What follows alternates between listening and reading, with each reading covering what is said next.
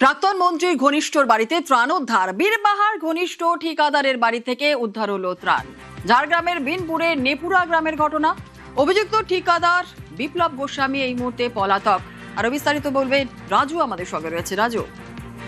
দেখো, প্রথমত বলে রাখি যে পুলিশের কাছে খবর থাকে যে এই বিপ্লব গোস্বামীর বিরুদ্ধে একাধিক অভিযোগ ছিল।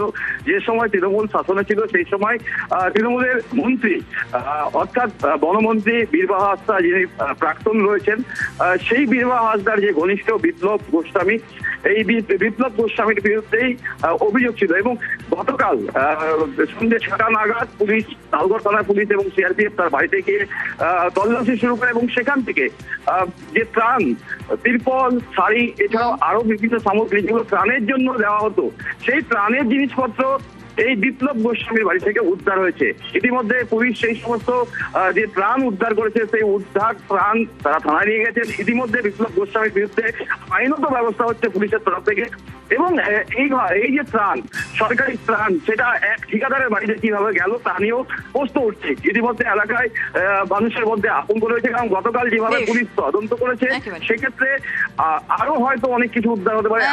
অবশ্যই সেদিকে নজর থাকবে। ধন্যবাদ।